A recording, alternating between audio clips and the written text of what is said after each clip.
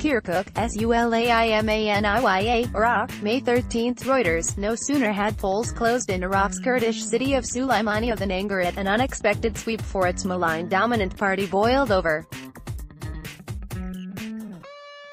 Gunfire between rival militias quickly erupted. The nighttime clashes had subsided by Sunday morning as Iraq's election commission tallied the final results of a nationwide legislative vote. But Kurdish opposition parties, backed by their gunmen, demand another vote amid accusations of fraud. In this climate, many fear that Iraq's northern Kurdish majority areas might turn into a factional battleground. The clashes in Sulaimaniya, heartland of the Iran-allied Patriotic Union of Kurdistan Party (PUK), were an immediate sign of internecine struggles that are feared after Iraq's first election following the defeat of Islamic State. After the Saturday vote, Prime Minister Haider al-Abadi appears marginally ahead in a tight race. The Shiite Arab premier, a rare ally of both the United States and Iran, is trying to fend off powerful Shiite groups that could pull Baghdad closer to Tehran.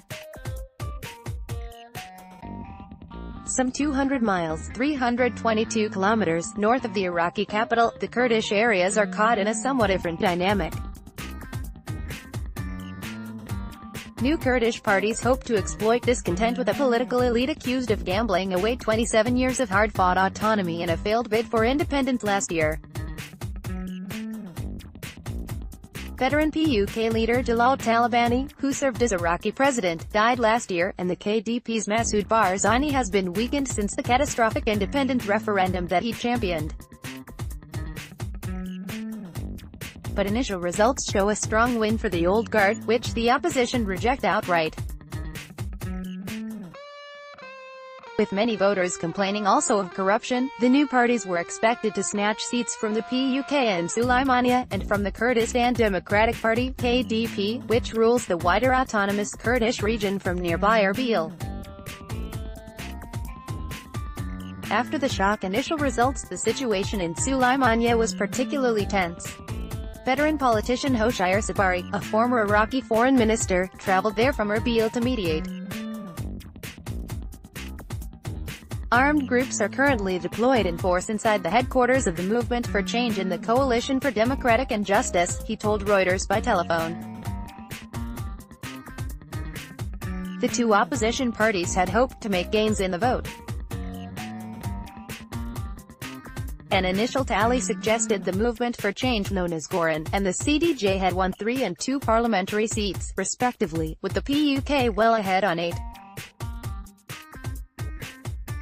If the results were correct, maybe the PUK would have got 4 seats, maybe, Sabari, a senior KDP leader, said.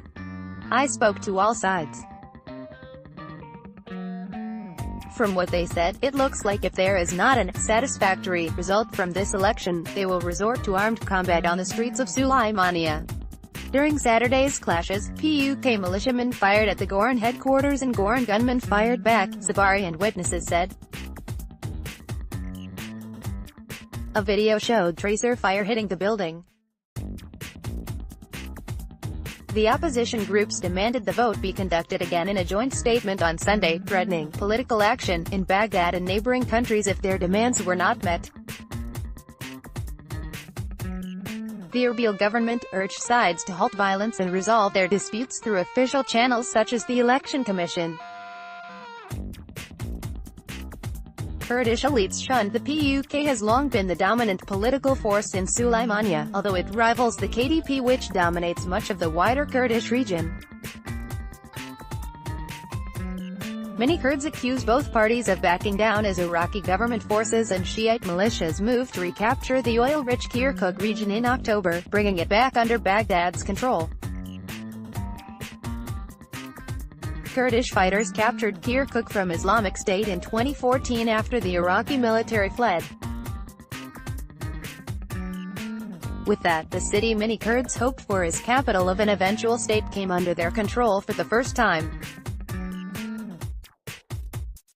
But the fatal decision to include KIRKUK in a referendum on Kurdish independence precipitated the advance by the Iraqi army, shattering that dream.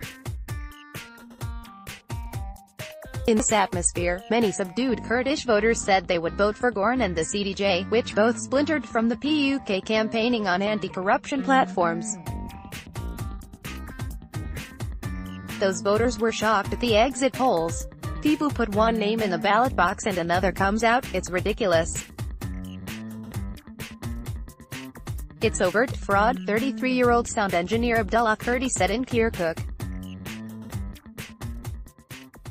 Opposition officials and some voters said a new electronic voting system was to blame, suggesting it had been rigged by the PUK and the Baghdad government.